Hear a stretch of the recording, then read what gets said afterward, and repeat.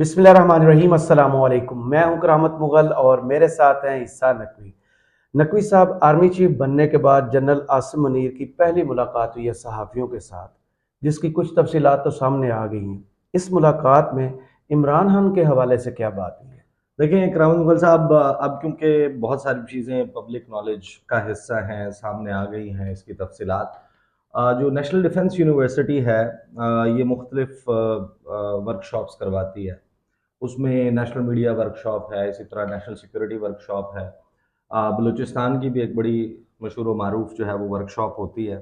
वो चल रही थी। इसके हवाले से ज़ाहिर है कि आपको याद होगा कि हमने पहले एक वीडियो में तज़किरा किया था कि एक बहुत आला अस्करी शख्सियत की 4 घंटे की इंटरेक्शन हुआ। उसमें 9 मई के वाक़यात और इमरान खान साहब के हवाले से पॉलिटिकल जो सिनेरियो है उसके हवाले से क्या चीज़ें सामने आई हैं। एक चीज़ बड़ी अहम है कि जब भी नेशनल मीडिया वर्कशॉप होती है, नेशनल सिक्योरिटी वर्कशॉप होती है, उसमें जो गुफ्तगू है उसमें ज़्यादातर जो वैसे तो पिक आप कह लेंगे, जो सबसे अहम इंटरेक्शन होता है वो टॉप मिलिट्री ब्रास के साथ होता है। सही। जो टॉप ऑफिशियल्स हैं वो बड़ा खासा होता है, बड़ी यानी कि उसमें आपको फर्स्ट हैंड मौका मिलता है। जर्नलिस्ट हैं या ब्यूरोक्रेट्स हैं, सिर्फ जर्नलिस्ट और ब्यूरोक्रेट्स नहीं, मुख्तलिफ वॉक्स ऑफ लाइफ से लोग इसमें पार्टिसिपेट करते हैं। तो जो सबसे अहम चीज़ उसमें होती है कि जब आप टॉप लेवल पे मिलिट्री ऑफिशियल्स के साथ फर्स्ट हैंड उनके मुंह से सुनते हैं, उनसे सवालात करते हैं मुख्तलिफ मामलात पर। तो इससे पहले तो आपने देखा कि जो इंट्रैक्शंस होते थे ना, उसमें पॉलिटिक्स के ऊपर भी बात होती थी। सही। आईनी कानूनी मामलात पर भी जो है वो कुछ ना कुछ सवालात हो जाते थे। लेकिन जो पाकिस्तान के सिक्योरिटी इश्यूज हैं, जो पाकिस्तान का इंडिया के साथ, अफगानिस्तान के साथ, दुनिया के मुख्तलिफ ममालिक के साथ रिलेशनशिप है, उसके कॉन्टेक्स्ट में बहुत अहम सवालात होते थे। लेकिन ये जो मीडिया वर्कशॉप हो रही है, इसमें आप कहें कि जो सवालात हैं उनकी रेशो और जो गुफ्तगू है उसकी रेशो, आप अंदाज़ा लगा लीजिए को 80-85% जो गुफ्तगू है वो घूमती है पाकिस्तान तहरीक इंसाफ, इमरान खान का मुस्तकबिल, 9 मई के वाक़यात, उस पे क्या सेंस है।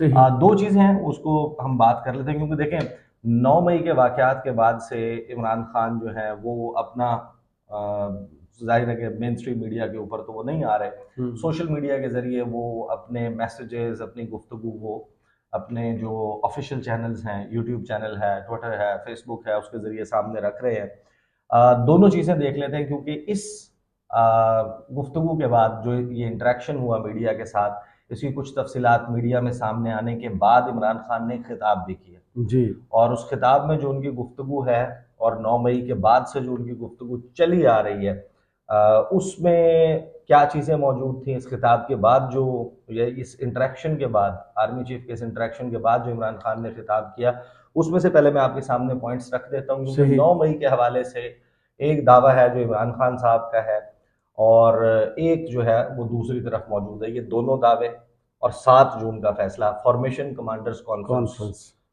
उसकी एक प्रेस रिलीज आई थी। उससे पहले आपको पता है कि कोर कमांडर्स कॉन्फ्रेंस हुई थी, कौमी सलामती बिल्कुल। जो कमेटी है, नेशनल सिक्योरिटी कमेटी, उसके एलामिये सामने मौजूद थे, और वो सारे के सारे 9 मई के मुतल्लिक हैं। बिल्कुल सही। इमरान खान साहब ने जो खिताब किया उसमें ब्रॉडली, यानी कि जाहिर है कि बहुत सारी चीज़ें हैं जो वो अक्सर व बेशतर अपनी गुफ्तगू में बार बार कहते हैं। करते हैं। कुछ चीज़ें जो स्टैंड आउट करती हूँ मैं आपको बता देता हूँ। तो उन्होंने नरेंद्र मोदी के खिताब का तज़किरा किया कि जो वहाँ पर पाकिस्तान के हवाले से उसने कहा कि पाकिस्तान की फिक्र छोड़ दें, पाकिस्तान अपने बोझ से जो है वो ख़त्म हो जाएगा। वो जिस किस्म की गुफ्तगू, जो उसका क्लिप वायरल है वो आपने देखा ही होगा, जी। उसका उन्होंने तज़किरा किया। और उन्होंने कहा कि देखिए, मेरा तो जीना मरना पाकिस्तान में है, मैंने यहाँ रहकर इनका मुकाबला करना है, और मुल्क के फ़ैसले वो लोग कर रहे हैं जो मुल्क से बाहर है, जिनका सब कुछ मुल्क से बाहर है। बाहर मीटिंग्स करते हैं, मुल्क से बाहर बैठकर ये फैसले करते हैं, इनका इलाज बाहर है, बच्चे बाहर है, कारोबार बाहर है। ये वो गुफ्तगू की खान साहब सही। ने। फिर उन्होंने कहा कि मुझे बहुत तकलीफ हुई कि अमेरिका और भारत ने जो मुश्तरका एलामिया जारी किया उसमें पाकिस्तान को दहशतगर्द कहा, और जो कश्मीर में आज़ादी की जिद्दोजहद है उसको सरहद पार दहशतगर्दी कहकर, क्रॉस बॉर्डर सही। टेररिज्म कहकर जो है वो उस एलामिये में उसका तस्करा किया गया। फिर खान साहब ने कहा कि इस हुकूमत में से जो है वो इस एलामिये के ऊपर कोई नहीं बोलेगा, ना सही। वज़ीर आज़म बोलेगा, ना आसिफ अली जरदारी, और फिर उन्होंने कहा कि ना वो सज़ा याफ्ता, वो नवाज शरीफ बोला भी साहब का कोई नहीं है। तस्करा जो है वो कर रहे थे। ان کی طرف سے ظاہر ہے کہ آپ کو پتہ ہے کہ کوئی ریئیکشن نہیں آیا۔ صحیح۔ خان صاحب نے جو ہے وہ معاشی مسائل کے حوالے سے بات کی، انہوں نے کہا کہ 90s میں پہلے جو ہے وہ پاکستان کس تیزی سے آگے چل رہا تھا، پھر ان لوگوں کے ہاتھ آگے ملک کا انتظام و انصرام، جو اپنی دولت، اپنے کاروبار اور اس کے اوپر ان کا فوکس تھا، پہلے انڈیا آگے نکلا اور پھر وہ بنگلہ دیش، جس کو ہم یہ کہا کرتے تھے کہ مشرقی پاکستان مغربی پاکستان کے اوپر بوجھ ہے، اور وہ جو ہے وہ ہمارے سے آگے نکل گیا۔ پھر خان صاحب کہتے ہیں کہ دیکھیں اگر راستہ نہیں بدلا تو ملک بربادی کی طرف جا رہا ہے۔ پھر ڈائلاگ کے حوالے سے یہ وہ چیز ہے جو آپ نے 9 مئی کے بعد دیکھا ہوگا کہ خان صاحب نے جتنے بھی گفتگو کی اس میں بار بار وہ بات چیت کا کہہ رہے ہیں، اور آرمی چیف کے ساتھ ڈائلاگ کا کہہ رہے ہیں۔ اچھا، اس کا جواب جو ہے وہ پھر آپ کو مل جائے گا جو صحیح انٹریکشن ہوا ہے صحافیوں کے جنرل ساتھ۔ عاصم منیر صاحب کا۔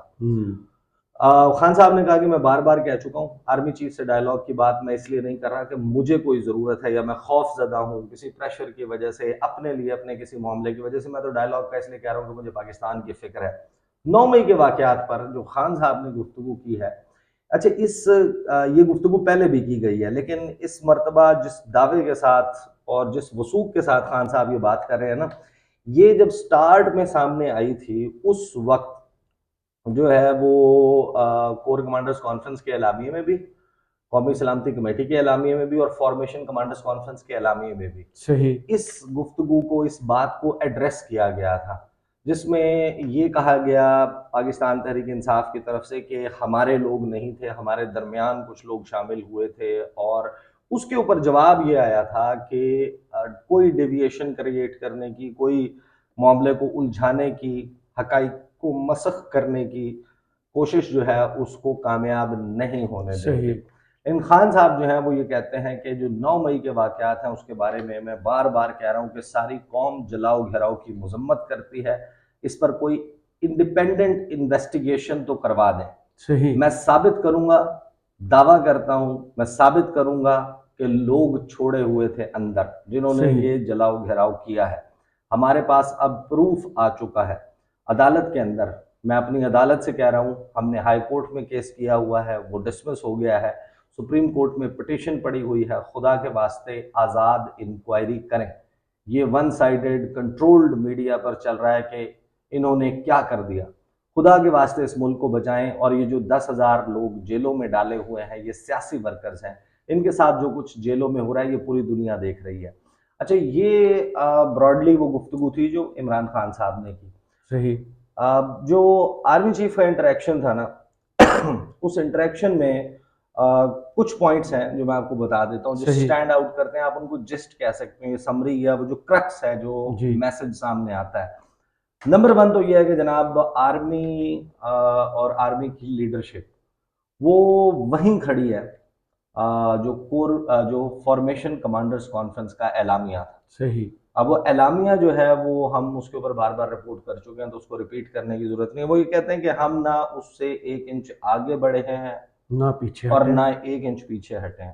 اس میں جو گفتگو کی گئی تھی وہ یہ تھی کہ ہمارے پاس ناقابل تردید شواہد اور ثبوت موجود ہیں، یعنی جن کو انڈینائبل کہا گیا ہے، صحیح کہ کون کون ملوث تھا اس میں، جی اور کون اس کا فیسیلیٹیٹر تھا، کون اس کا منصوبہ ساز تھا، کون اس کو کیسے سہولت کاری فراہم کر رہا تھا، اشتعال دلانے والے کون تھے اور ایگزیکیوٹ کرنے والے کون تھے۔ صحیح اچھا، یہ ایک ٹرکی معاملہ ہے، ظاہر ہے کہ اس کے حوالے سے یہی جو معاملہ ہے، اسی فارمیشن کمانڈرز کانفرنس کی اگر بات کریں تو وہ یہ ہے کہ ملٹری کورٹس میں ٹرائل ہوگا۔ اب ملٹری کورٹس کا ٹرائل جو ہے اس کو میڈیا آپ کو پتہ ہے کہ ایز سچ کور نہیں کرتا، اور اس کو ظاہر ہے کہ جو انٹرنیشنلی بھی اس کے حوالے سے سوالات اٹھائے جاتے ہیں کہ ایکسیس نہیں ہے، آپ کو نہیں پتہ، اور بڑے سپیڈی طریقے سے ٹرائل ہو جاتا ہے، ان کو اپنی صفائی دینے کا موقع ملتا ہے یا نہیں ملتا، یہ کوسچنز موجود ہیں۔ جب یہ کلیم آتا ہے کہ انڈینائبل فیکٹس جو ہیں وہ موجود ہیں، وہ بھی پبلک ڈومین میں نہیں ہیں، اس کے حوالے سے دعوے ہیں، وزیر داخلہ رانا ثناء اللہ ہوں، وزیر دفاع خواجہ آصف ہوں، بلاول بھٹو زرداری جو ہیں وہ بھی کہہ کے پہلے سٹارٹ میں ڈیفرنٹ پوزیشن لے کر بعد میں اسی معاملے کے اوپر آ جاتے ہیں، وہ ملٹری کورٹس کے معاملے پر ساتھ کھڑے۔ بہرحال وہ پوزیشن اسی طریقے سے موجود ہے، وہ پبلک ڈومین میں، پبلک نالج میں وہ جو ثبوت ہیں جن کے بارے میں یہ کہا جا رہا ہے کہ وہ انڈینائبل ہیں اور وہ ثابت کرتے ہیں کہ کون کون کس کس طریقے سے انوالو تھا، صحیح وہ تو خیر جب آئیں گے۔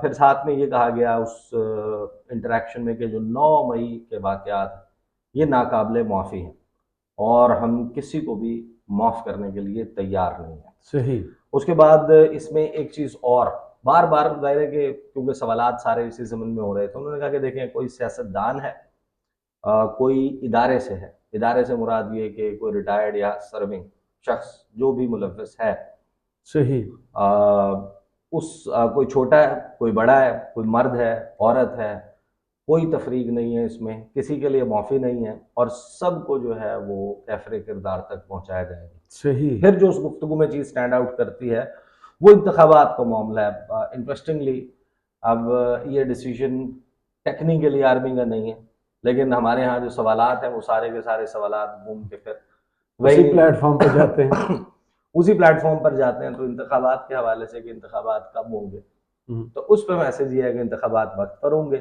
اور معاملہ یہ اگرچہ الیکشن کمیشن کا ہے، سیاسی جماعتوں کا ہے، لیکن جہاں تک ہمارا تعلق ہے تو ہم اپنی آئینی اور قانونی جو ذمہ داریاں پوری کریں گے۔ اچھا، اس کے اوپر انٹرسٹنگلی کچھ سوالات ایسے بھی ہوئے کہ جو پہلے پنجاب کے الیکشنز کا معاملہ تھا اس پر جو ہے وہ وزارت سیکیورٹی کے دفاع کا حوالے جواب سے جو آیا تھا وہ تھا، تو اس کے اوپر کلیریفیکیشن یہ آئی ہے کہ ہم نے تو سیکیورٹی دینے سے انکار نہیں کیا تھا، صحیح اور ڈیفنس منسٹری کا رپلائی جو ہے اگر آپ اسے پڑھیں تو یہ کہا گیا تھا کہ جتنے اہلکار مانگے جا رہے ہیں اس وقت at that point in time اتنے اہلکار اویلیبل نہیں ہیں، سیکیورٹی دینے سے پہلے بھی انکار نہیں کیا گیا تھا۔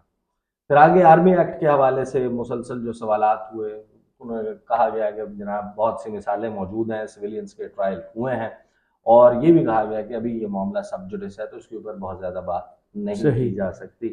فائنلی وہ پوائنٹ جس کے حوالے سے عمران خان صاحب بار بار کہہ رہے تھے کہ میں انگیج کرنا چاہتا ہوں، کیونکہ وہ یہ بات پر یقین ہے کہ جو شہباز شریف اور ان کی کابینہ ہے اور یہ سارے کے سارے جو لاؤ لشکر ہے 85-86 رکنی کابینہ، جی یہ تمام سیاسی جماعتیں تقریباً 87 ہو ان چکے کے ہیں۔ ان کے ہاتھ میں کچھ بھی نہیں ہے۔ جو طاقت ہے، جو the most powerful man is the army chief، وہ بار بار یہ اندیا دے چکے کہ وہ بات کرنا چاہتے ہیں، تو اس کے اوپر یہ کہا گیا ہے کہ جناب یہ ہمارا مینڈیٹ نہیں ہے، عمران خان صاحب سے ملاقات کرنا، مذاکرات کرنا یہ ہمارا مینڈیٹ نہیں ہے۔ کس قانون کے تحت ملاقات ہو سکتی ہے؟ جو سیاسی شخصیات میں جن کے ساتھ ملاقات ہوتی ہے وہ پرائم منسٹر ہیں، اور پرائم منسٹر کیونکہ چیف ایگزیکٹو ہیں اور آئینی اور قانونی طور کے اوپر فوج از ڈیوٹی باؤنڈ کہ انہوں نے رپورٹ کرنا ہے، ملاقات کرنی ہے، انٹریکشن کرنا ہے، میٹنگز میں ہونا ہے، تو وہ جواب ہے۔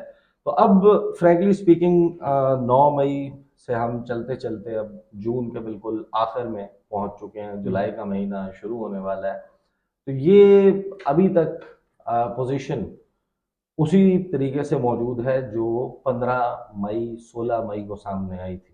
صحیح لیکن اس میں حیران کن بات ابھی تک، اور جو سب سے امپورٹنٹ کوسچن ہے وہ کوسچن یہ ہے کہ جب یہ بات بار بار کہی جا رہی ہے، تواتر کے ساتھ کہی جا رہی ہے، مسلسل کہی جا رہی ہے کہ منصوبہ ساز جو ہیں، یا آپ کو یاد ہوگا کہ منصوبہ ساز کے حوالے سے جب 7 جون کو یہ اعلامیہ سامنے آیا تھا تو اس رات بیٹھ کر رانا ثناء اللہ نے اور اس کے فالو اپ میں جو گورنمنٹ کے مختلف منسٹرز ہیں انہوں نے، اور جو یہ بھی ظاہر ہے کہ آپ اس کو علیحدہ نہیں کر سکتے، دے ور کلوز ٹو آرمی، اور ایک طریقے سے ظاہر ہے کہ آئی ایس پی آر کی طرف سے تو کوئی پریس کانفرنس نہیں سامنے آئی نا، انہوں نے تو امپلیکیٹ نہیں کیا، انہوں نے نام بھی کوئی نہیں سامنے رکھا پریس ریلیز میں، لیکن اس پریس ریلیز کی جو تشریح ہے وہ ان صاحبان کی طرف سے کی گئی ہے، اور ان صاحبان نے یہ کہا ہے کہ جو منصوبہ ساز ہے وہ عمران خان جی، اور عمران خان کے منصوبہ ساز ہونے کے حوالے سے جو دعوے کیے گئے تھے، جو بات کی گئی تھی، وہ صرف یہ نہیں کی گئی تھی کہ